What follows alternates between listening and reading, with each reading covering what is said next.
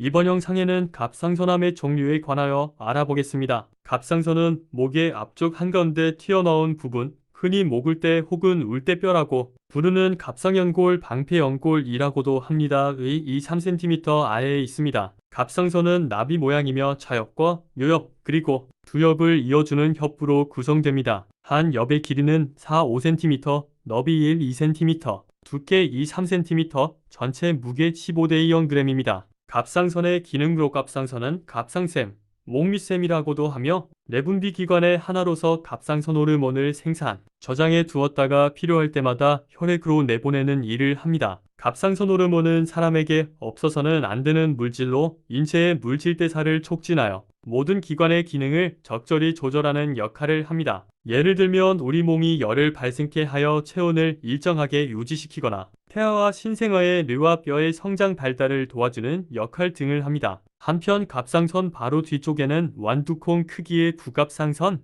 견목 밑샘 이좌우에 각각 2개씩 있으며 여기서 분비하는 호르몬은 혈액 속의 칼슘이나 인의 농도를 조절하는 역할을 합니다. 혈중 칼슘은 우리 몸의 근육이 정상적인 기능을 하는데 중추적인 역할을 합니다. 갑상선암의 종류로는 갑상선암은 기원이 된 세포의 종류나 세포의 성숙 정도에 따라 분류됩니다. 기원세포의 종류에 따라 나누면 여포세포에서 기원하는 유두암과 여포암, 저분화암 및 미분화암, 역형성암, 여포세포 이외의 세포에서 기원하는 수질암과 림프종, 그리고 전이성암 등이 있습니다. 여포란 소포라고도 하는 것으로 동물의 내분비 샘 조직에서 다수의 세포가 모여 이루어진 주머니 모양의 구조물입니다. 난소나 갑상선, 뇌하수체, 중간엽 등에서 비슷한 조직 모양을 볼 수 있습니다. 한편 세포의 구조와 기능이 특수화하고 성숙한 정도를 분화도라 하는데 현미경으로 암세포들을 관찰하면 성숙 즉 분화가 비교적 잘 된 것은 정상세포를 많이 닮았고 분화가 안 된 것은 정상세포보다 미성숙한 형태를 보입니다.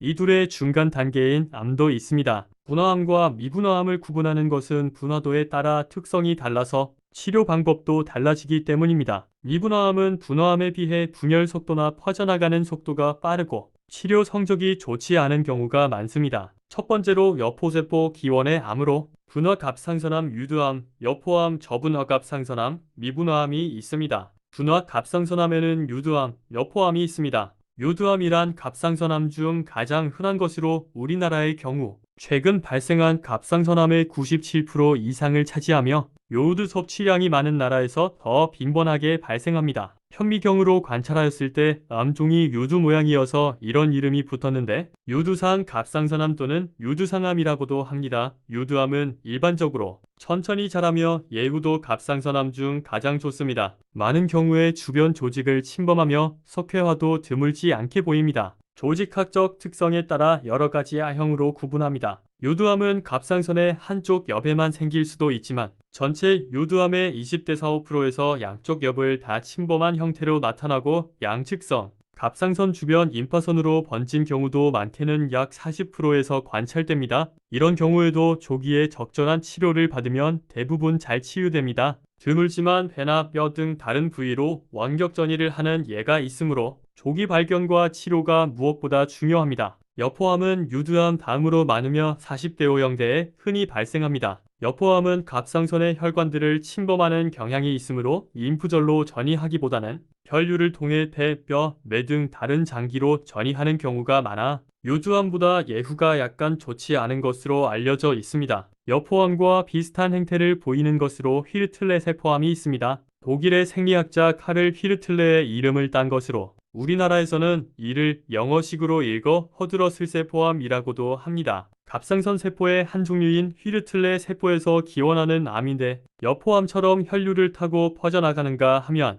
여포암과 달리 주변 림프절 전이도 흔하게 일으킵니다. 갑상선 결절의 수술 전 세포 검사, 미세침흡인 세포 검사 결과 여포종이나 휘르틀레 세포 종양이 의심되는 경우에는 악성과 양성의 감별을 위해 진단 목적의 수술을 권유합니다. 이러한 분화암들은 정상 갑상선 세포의 성질을 대부분 유지하고 있기 때문에 악성과 양성의 감별을 위해 진단 목적의 수술을 권유합니다. 저분화 갑상선암은 분화 갑상선암에 비해 암세포의 분화 상태가 나쁘며 예후 역시 상대적으로 좋지 않은 드문 암입니다. 분화암세포가 시간이 지나면서 역분화해 발생하는 것으로 생각됩니다. 저분화암과 분화암이 같이 발견되는 경우도 있습니다. 미분화암은 전체 갑상선암의 1% 미만을 차지하며 갑상선 분화암, 유두암, 여포암이 오랜 시간이 지나면서 분화의 방향이 역전되어 생기는 것으로 발병 시기도 분화암보다 약 20년 정도 늦어 60대 이후에 발생 빈도가 가장 높습니다.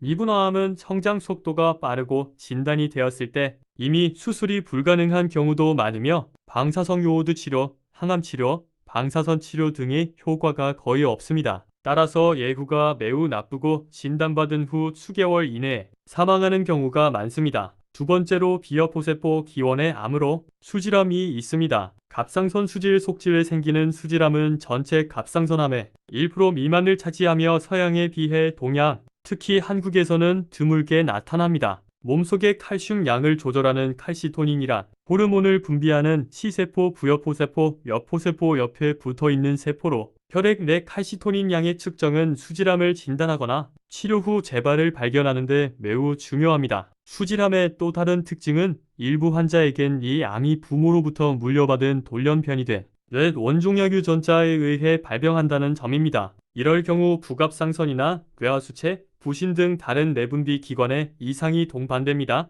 따라서 갑상선 수질암 환자에게 가족력이 있는 것으로 의심되면 뇌 원종약 유전자의 돌연변이 유무를 검사하고 가족성 수질암으로 판명될 경우엔 환자 가족을 대상으로 유전자 검사를 시행하여 조기 발견 및 예방적 수술 등의 적절한 조치를 취해야 합니다. 기타에는 드물긴 하지만 갑상선에도 림프종이 발생하는 수가 있습니다. 주로 비세포 림프구 중 항체를 생산하는 골수 림프세포에서 기원하는 악성 림프종으로 만성 림프구성 갑상선염 하시모토 갑상선염을 오랫동안 알아온 환자의 갑상선이 갑자기 커졌을 경우에 의심해봐야 합니다. 이 림프종은 일반적인 악성 림프종에 준하여 진단하고 치료합니다. 갑상선 림프종의 기본 치료법은 항암화학요법 또는 방사선 치료입니다. 갑상선에 생기는 림프종은 미세침흡인 세포 검사나 조직 검사를 통한 진단에 어려움을 겪는 경우가 많기 때문에 수술 후 조직 병리 검사 결과를 보고 진단을 내리는 경우도 적지 않습니다. 임상적 상황 등을 두루 고려하는 것이 중요합니다. 이 밖에 다른 암종이 갑상선으로 전이되는